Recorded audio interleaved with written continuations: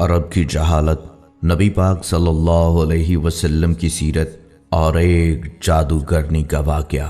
بسم اللہ الرحمن الرحیم۔ السلام علیکم۔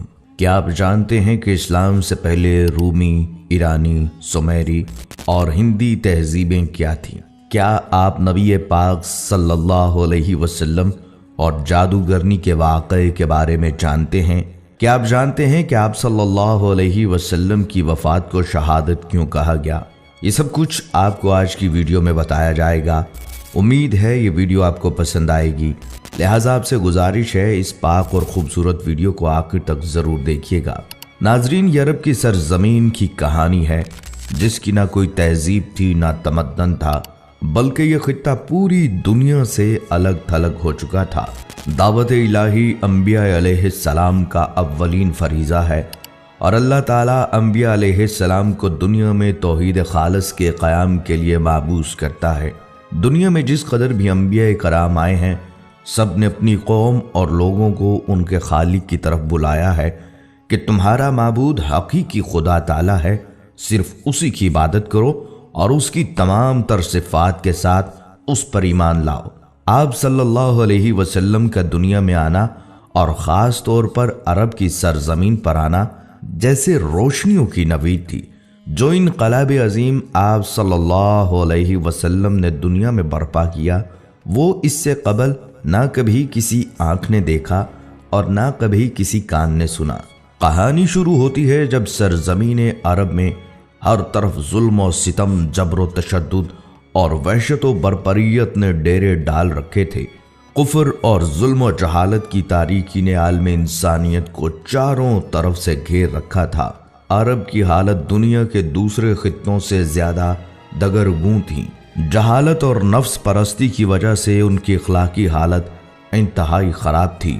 شراب نوشی، عورتوں کا عریاں رقص، لڑکیوں کو زندہ دفن کر دینا، لاتعداد بیویاں رکھنا اور والد کے مرنے کے بعد دیگر چیزوں کے ساتھ ساتھ اپنی ماؤں کو بھی آپس میں بانٹ لینا اور بیویاں بنا کر رکھنا یا فروخت کر دینا عام تھا۔ بعض قبیلوں کا پیشہ ہی چوری، لوٹ مار اور قتل و غارت گردی تھا۔ جو عورت بیوہ ہو جاتی اسے 1 سال کی عدت گزارنا پڑتی اور اسے نہایت منحوس سمجھا جاتا۔ 1 سال تک اسے غسل اور منہ ہاتھ دھونے کے لیے پانی تک نہ دیا جاتا، نہ پہننے کے لیے لباس فراہم کیا جاتا۔ جیسے کہ حدیث پاک میں ہے، جب کسی عورت کا خاوند مر جاتا تو اس کو ایک کوٹھڑی میں داخل کر دیا جاتا۔ وہ خراب کپڑے پہن لیتی اور خوشبو کو ہاتھ نہ لگاتی، یہاں تک کہ 1 سال گزر جاتا۔ لوگ بچیوں کو زندہ درگور کر دیتے تھے۔ ان تمام برائیوں کے باوجود اہل عرب میں کچھ ایسی خصوصیات بھی تھیں جو آج کے مہذب اور ترقی یافتہ دور میں بھی ہمیں نظر نہیں آتی۔ مثلاً ایفائے عہد، حجاز کا عرب نہ کسی کا محکوم تھا اور نہ ہوس ملک گیری رکھتا تھا۔ شروع سے لے کر اس وقت تک کسی غیر نے ان پر حکومت نہیں کی۔ اہل عرب کی مہمان نوازی اپنے اور بیگانوں کے لیے عام تھی، لیکن ان سب خوبیوں کو ان کی بدکرداری، ظلم و عیاشی نے اپنے ناپاک دامن میں چھپا رکھا تھا، کیونکہ بے شمار برائیوں میں چند خوبیاں دب کر رہ جاتی ہیں۔ مزید یہ کہ ان کے نزدیک اچھائی اور برائی میں کوئی فرق نہ تھا، وہ ہر کام عادتاً کرتے تھے۔ یہی کیفیت ان کی مذہبی دنیا میں بھی تھی۔ مذہبی ذوق کی تسکین کے لیے انہوں نے بت تراش رکھے تھے، مگر پرستش کے باوجود وہ اپنے معبودوں کے تابع نہیں تھے۔ جو من میں آتا کر ڈالتے۔ نسلی تفاخر اپنی آخری حدوں کو چھو رہا تھا۔ وہ ہر غیر عرب کو گونگا کہا کرتے تھے۔ الغرض انسانیت، آمریت اور شہنشاہیت کے ظلم کا شکار تھی۔ شرف انسانی کی ہر قدر پامال ہو چکی تھی۔ عرب ہی نہیں، پوری دنیا ظلم و جبر کا منظر پیش کر رہی تھی۔ انسانی حقوق کا ہر تصور حکمرانوں کی انا کی گرد میں گم ہو چکا تھا۔ قبل از بعثت محمدی صلی اللہ علیہ وسلم روم اور ایران اپنے وقت کی عالمی طاقت کی حیثیت رکھتے تھے۔ اپنے وقت کی یہ سپر پاورز تہذیب نسل انسانی کے ارتقاء کی بجائے چھوٹے اور کمزور ممالک پر غلامی کی سیاہ رات مسلط کر کے ایک غیر فطری احساس برتری کے لا علاج مرض میں مبتلا تھیں۔ طبقاتی کشمکش تمام قباحتوں کے ساتھ ابن آدم کا مقدر بنی ہوئی تھی۔ समाजी बुराइयों का चुंगल ज़हन इंसानी तक मोहित हो चुका था। 4वीं सदी ईस्वी में नसरानी हज़रत ईसा अलैहिस्सलाम की तालीमात से बहुत दूर हो चुके थे। यूनानी खराफात से लेकर रोमी बुत परस्ती तक हर बुराई को ईसाई दुनिया ने अपने गले से लगा रखा था। ईसाई मजहब चंद बेजान अकायद और बेकैफ मरासम तक महदूद होकर रह गया था। रोम की मशरकी रियासत में इज्तमाई बदनज़मी अपनी इंतहा को पहुंच चुकी थी। मजबूर और बेबस अवाम के सब्र का पैमाना लबरेज हो चुका था और बड़े पैमाने पर फसादात शुरू हो चुके थे। नाज़रीन, इस्लाम एक मुकम्मल दीन और तरीक़ा ज़िंदगी है। इसका पेश करदा निज़ाम फ़िक्र व अमल हर दौर के इंसान की इनफरादी और इज्तमाई ज़िंदगी के हर पहलू के लिए काबिल अमल है। इस्लाम का पैरोकार इस बात का पाबंद है कि अपनी ख्वाहिशात को अल्लाह के दीन के ताबे कर दे और किसी भी ख्वाहिश की तकमील और तस्कीन के लिए सिर्फ वही रास्ता और तरीक़ेकार अपनाए जिसका तयन दीन में किया गया है। अल्लाह ताला का इरशाद है, ऐ लोगो जो ईमान लाए हो, दायरा इस्लाम में पूरे के पूरे दाखिल हो जाओ। और रसूलुल्लाह सल्लल्लाहु अलैहि वसल्लम ने फरमाया, तुम में से कोई भी उस वक्त तक मोमिन नहीं हो सकता जब तक उसकी ख्वाहिश मेरी लाई हुई तालीमात के ताबे ना हो जाएं। आप सल्लल्लाहु अलैहि वसल्लम की ज़िंदगी में हर शोबे से वाबस्ता अफराद के लिए रहनुमाई है। आप सल्लल्लाहु अलैहि वसल्लम दाई थे और मुरब्बी भी, काजी भी थे और जाहिद भी, सियासतदान भी थे और हुक्मरान भी, सिपाही थे और रहनुमा भी, बाप भी थे और शोहर भी थे। लिहाजा अगर आप दाई हैं तो सीरत नबी सल्लल्लाहु अलैहि वसल्लम के मुतालिया से दावत के कई उसलूब मिलेंगे। मालूम होगा कि कलमा तौहीद की सरबुलंदी की खातिर तकलीफ और आजमाइश के मौके पर एक दाई का सही किरदार क्या होना चाहिए। अगर आप ख़ानदान, कबीले या फ़ौज की क़यादत कर रहे हैं या ज़माम हुकूमत संभाले हुए हैं तो मुतालिया सीरत से एक मजबूत निज़ाम और मुस्तहकम असलूब मिलेगा। रसूलुल्लाह सल्लल्लाहु अलैहि वसल्लम ने अपनी उम्र के 15वें साल में ही अमन के एक मुआहदे में शिरकत की। अमीर, गरीब, सरदार और ग़ुलाम के लिए एक ही कानून वज़ा किया। रफ़ाही खिदमात में पेश रहे एक मुकम्मल मुआशी निज़ाम पेश किया जिसके मुताबिक तिजारत करके मुसलमानों ने ज़माम तिजारत, जिस पे बहुत अरसे से यहूदी काबिज थे, अपने हाथ में ले ली। मुख्तसर ये कि रसूलुल्लाह सल्लल्लाहु अलैहि वसल्लम की कोशिशों के नतीजे में जज़ीरतुल अरब, जो गोया एक मैदान जंग था, अमन का गहवारा बन गया। जहां भाई भाई का दुश्मन था वहां पूरा मुआशरा बाहम शिरो शुक्र हो गया। मुआशरे में ये तब्दीलियां कैसे आई, ये जानने के लिए भी मुतालिया सीरत इंतहाई ज़रूरत है। आप सल्लल्लाहु अलैहि वसल्लम की उम्र मुबारक के 20वें साल का एक वाक़या है। अरबों की सारी खराबियों के बावजूद उनके अंदर अभी तक इखलाक हुस्ना की बाज़ बाक़ियात मौजूद थीं। जुल्म के खिलाफ कभी कभार उनकी रगे हमीयत जाग उठती थी और वो जालिम से मजलूम का हक दिलाने के लिए सीना सपर हो जाया करते थे। कबीला बनु जुबैद का एक शख्स कुछ माले तिजारत लेकर मक्का आया। उसकी बेटी भी उसके साथ थी। उस ताजर से उसका सामान मक्का के मशहूर और मालदार सरदार आस बिन वाइल ने खरीद लिया, लेकिन उसने सीना जोरी करते हुए उस जुबैदी ताजर की बेटी को भी अपने कब्जे में ले लिया। वो अजनबी शख्स खाना काबा में आया और खाना काबा का गुलाफ पकड़कर बुलंद आवाज से रोते पीटते हुए फरियाद करने लगा, ऐ शहरे मक्का के शुरफा, तुम्हारे बासर आदमी आस बिन वाइल ने मुझसे जबरदस्ती मेरी बेटी छीन ली है।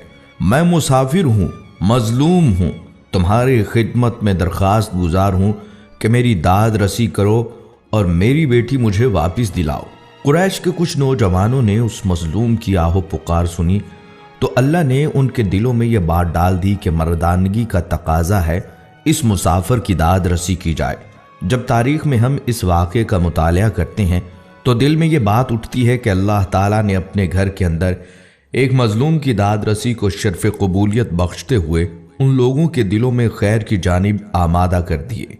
गुमान गालिब ये है कि ये लोग दर्जन भर के लगभग होंगे।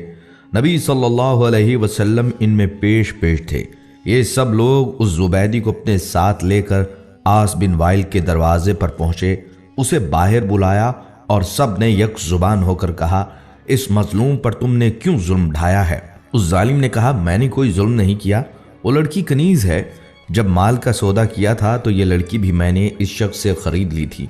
आस बिन वाइल का जवाब सुनकर वफद के लोगों ने زبیدی سے وضاحت مانگی تو اس نے کہا، خانہ کعبہ کی عظمت و تقدس کی قسم، میں نے اپنی لڑکی نہیں بیچی اور نہ ہی وہ کنیز ہے، وہ میری بیٹی ہے، اور اس شخص نے اپنی قوت کے بل بوتے پر زبردستی اسے اغوا کر کے اپنے گھر میں ڈال دیا ہے۔ اس پر وفد کے لوگوں نے سختی کے ساتھ عاص بن وائل سے بات کی تو اس بدبخت نے اپنے جرم کا اعتراف کر لیا اور زبیدی کی لڑکی اسے واپس دینا پڑی۔ لڑکی واپس کرنے کے وقت بدبخت عاص نے ارکان وفد سے کہا کہ میں کل صبح لڑکی واپس کروں گا، ایک رات مجھے اس کے ساتھ گزار لینے دو۔ وفد کے تمام غیرت مند ارکان نے اسے سختی کے ساتھ اس بد ارادی پر شرم دلائی اور کہا یہ ہرگز ممکن نہیں، چنانچہ اسے اپنے شیطانی ارادے پر عمل کا موقع نہ ملا۔ زبیدی کی بیٹی اسے واپس دلائی گئی۔ اب اس نے اپنی بیٹی کو ساتھ لیا اور اپنے علاقے کی طرف روانہ ہو گیا۔ ناظرین، اللہ سبحانہ تعالیٰ نے نبی صلی اللہ علیہ وسلم کو 40 سال کی عمر میں نبوت رسالت سے سرفراز فرمایا۔ نبوت سے نوازے جانے کے بعد آپ صلی اللہ علیہ وسلم 13 سال تک مکہ مکرمہ میں رہے۔ یہ زمانہ آپ صلی اللہ علیہ وسلم کی مکی زندگی کہلاتا ہے۔ آپ صلی اللہ علیہ وسلم نے مکی زندگی میں 3 سال تک خفیہ طور پر اپنے قریبی لوگوں کے سامنے اسلام پیش کیا۔ پھر آپ صلی اللہ علیہ وسلم نے 10 سال تک کھلم کھلا اشاعت اسلام کا کام کیا۔ اس کے بعد آپ صلی اللہ علیہ وسلم یثرب ہجرت کر گئے۔ اشاعت اسلام کی وجہ سے کفار مکہ آپ صلی اللہ علیہ وسلم کے جانی دشمن ہو گئے۔ جب تک نبی صلی اللہ علیہ وسلم نے اپنی نبوت اور رسالت کا اعلان نہیں کیا تھا، اس وقت تک آپ صلی اللہ علیہ وسلم مکہ میں ایک عقل مند اور دانشور، صادق اور امین اور اچھے انسان سے جانے جاتے تھے۔ جب آپ صلی اللہ علیہ وسلم نے اپنی نبوت کا اعلان کیا تو لوگوں نے آپ صلی اللہ علیہ وسلم کو جادوگر اور کاہن و ساحر جیسے معیوب لقب سے مشہور کرنے کی کوشش کی تاکہ لوگ آپ صلی اللہ علیہ وسلم کے قریب نہ آئیں اور نہ آپ صلی اللہ علیہ وسلم کی باتیں سنیں۔ طارق بن عبداللہ المحاربی رضی اللہ تعالیٰ عنہ فرماتے ہیں، میں نے اللہ کے رسول صلی اللہ علیہ وسلم کو بازار ذی المجاز میں دیکھا جبکہ میں خرید و فروخت میں مشغول تھا۔ آپ صلی اللہ علیہ وسلم سرخ جبہ زیب تن کیے ہوئے تھے اور بلند آواز سے یہ فرماتے جاتے تھے، اے لوگو لا الہ الا اللہ کہو فلاح پاؤ گے۔ ایک شخص آپ صلی اللہ علیہ وسلم کے پیچھے پیچھے پتھر مارتا جاتا تھا جس سے آپ صلی اللہ علیہ وسلم کی پنڈلی اور ایڑھی خون آلود ہو گئے۔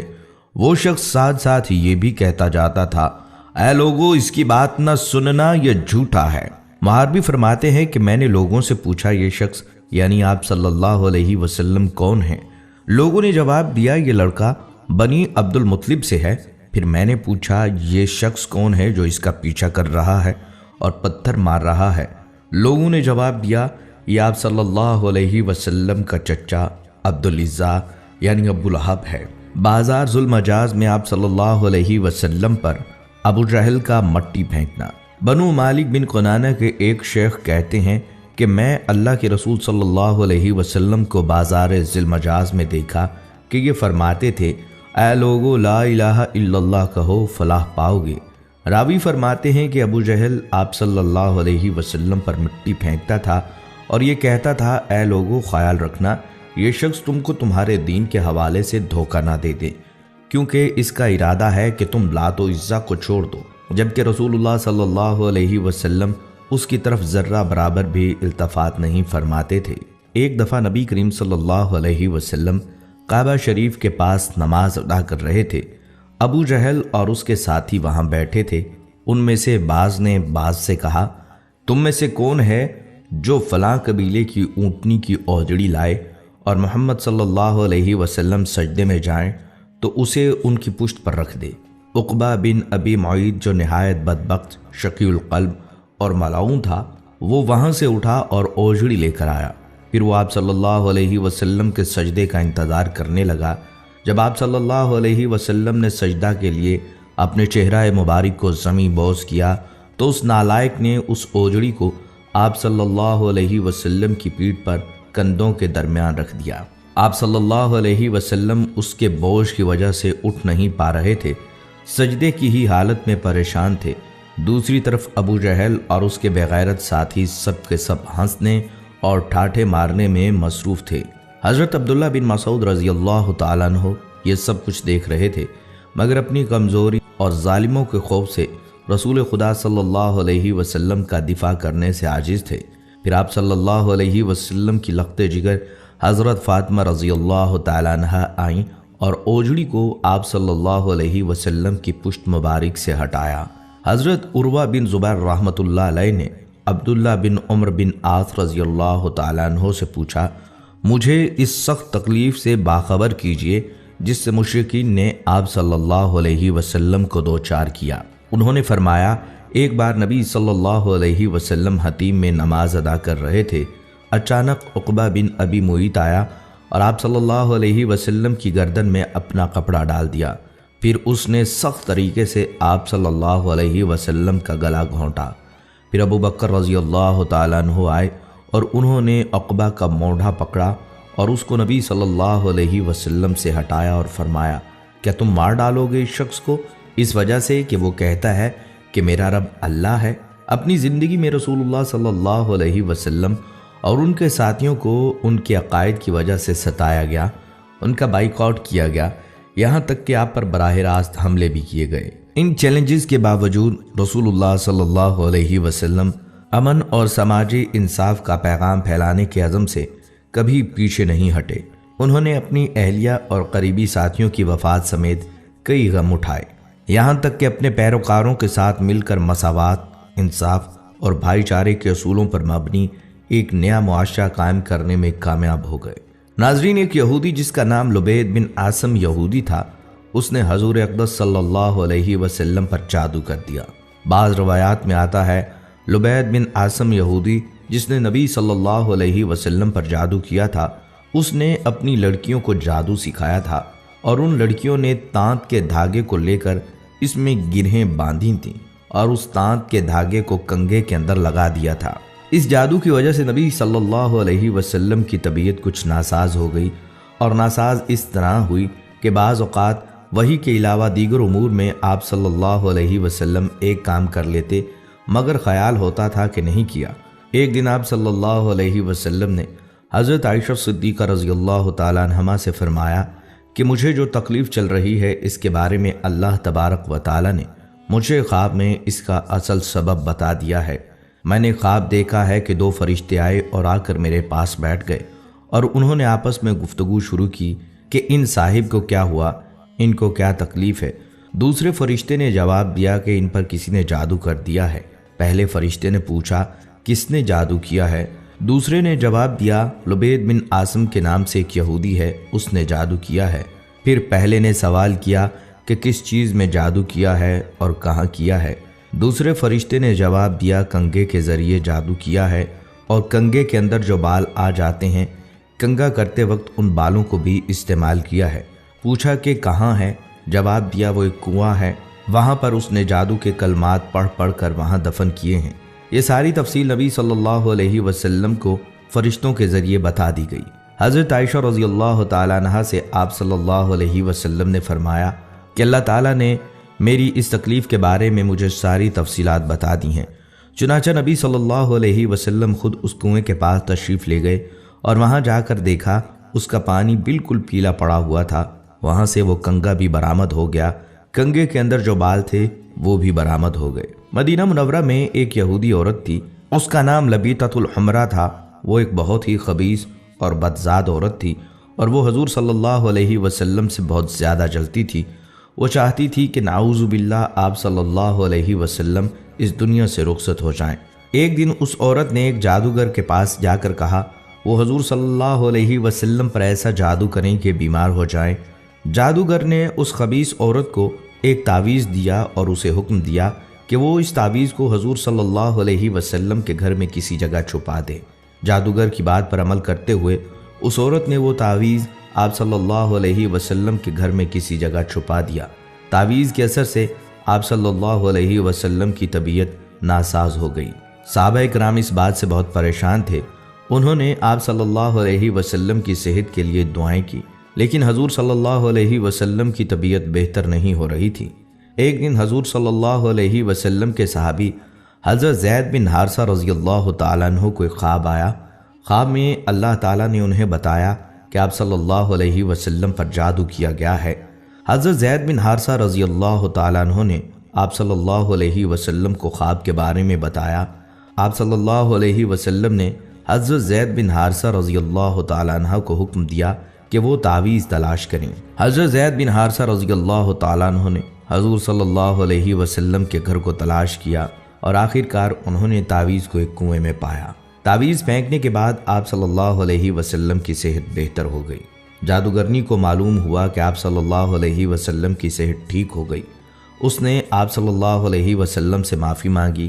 آپ صلی اللہ علیہ وسلم نے اس سے معاف کر دیا، لیکن اسے سخت سزا دی گئی۔ اسے مدینہ منورہ سے نکال دیا گیا اور اسے یہودیوں کے علاقے میں بھیج دیا گیا۔ فتح خیبر کے بعد حضور صلی اللہ علیہ وسلم کچھ دنوں تک زرعی زمینوں اور باغوں کے انتظامات اور غنائم کی تقسیم کے کاموں میں مصروف رہے۔ ظاہر ہے ان کاموں کے لیے قیام وہیں ضروری تھا۔ اسی دوران ایک عورت نے جس کا نام زینب بنت الحارث تھا، جو سلام بن مشکم کی بیوی تھی، آپ صلی اللہ علیہ وسلم کو زہر دے کر نقصان پہنچانے کی سازش کی۔ اس نے پروگرام بنایا کہ آپ صلی اللہ علیہ وسلم کو بکری کا بھنا ہوا گوشت پیش کیا جائے اور اس میں زہر ملا دیا جائے۔ پہلے اس نے صحابہ کرام سے معلوم کیا کہ آپ صلی اللہ علیہ وسلم کو بکری کا کون سا حصہ مرغوب ہے۔ لوگوں نے بتلایا کہ آپ صلی اللہ علیہ وسلم بکری کی ران شوق سے نوش فرماتے ہیں۔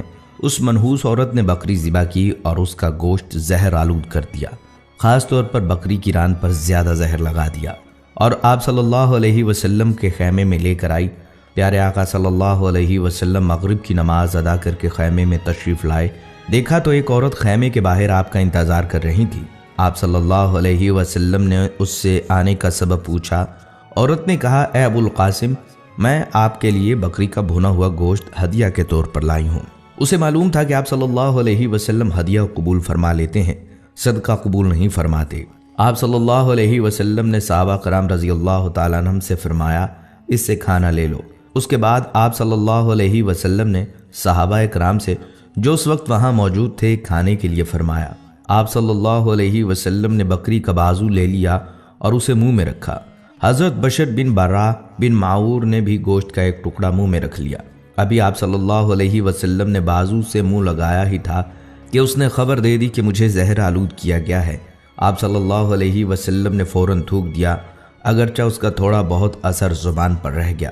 دوسری طرف حضرت بشر بن برا آپ صلی اللہ علیہ وسلم کے ادب اور لحاظ کے سبب کھانا نہ تھوک پائے، حالانکہ آپ صلی اللہ علیہ وسلم نے فرما دیا تھا کوئی شخص یہ کھانا نہ کھائے، اس میں زہر ملا ہوا ہے۔ زینب بنت الحارث کو طلب کیا گیا۔ آپ صلی اللہ علیہ وسلم نے اس سے دریافت فرمایا کہ کھانے میں تو نے زہر ملا دیا تھا؟ اس نے عرض کیا، جی میں نے ملایا تھا۔ آپ صلی اللہ علیہ وسلم کو کیسے پتہ چلا؟ فرمایا، مجھے اس ہڈی نے بتلا دیا کہ میں زہر آلود ہوں۔ آپ صلی اللہ علیہ وسلم نے فرمایا، تو نے ایسا کیوں کیا؟ اس نے کہا، میرے باپ، چچا اور شوہر قتل ہو گئے، میری قوم بھی تباہ ہو گئی۔ میں نے سوچا اگر آپ صلی اللہ علیہ وسلم نبی ہوئے تو یہ زہر آپ پر اثر نہیں کرے گا اور آپ صلی اللہ علیہ وسلم بچ جائیں گے، اور اگر بادشاہ ہوں گے تو ہمیں آپ سے نجات مل جائے گی۔ آپ صلی اللہ علیہ وسلم نے اسے کچھ نہیں کہا اور جانے دیا۔ صحابہ رضی اللہ تعالیٰ عنہم نے عرض بھی کیا کہ اس کو سزا ملنی چاہیے، مگر آپ صلی اللہ علیہ وسلم نے درگزر سے کام لیا۔ انبیاء کرام کی یہی شان ہوتی ہے، اور ہمارے حضور صلی اللہ علیہ وسلم تو وہ درگزر میں سب سے بڑھ کر تھے۔ جن صحابہ کرام نے گوشت منہ میں رکھ کر تھوک دیا تھا ان پر زہر کا اثر کم تھا۔ آپ صلی اللہ علیہ وسلم نے ان سے فرمایا کہ سر میں پشنے لگوائیں، یعنی فاسد خون نکلوا دیں۔ صحابہ کرام نے ایسا ہی کیا، لہٰذا حضرت بشر بن برا زہر کے اثر سے وفات پا گئے۔ رسول اللہ صلی اللہ علیہ وسلم اس واقعے کے بعد 3 برس تک حیات رہے، لیکن اس زہر کا اثر محسوس فرماتے رہے، یہاں تک کہ مرض وفات میں اس کا اثر کچھ زیادہ ہی محسوس فرمایا۔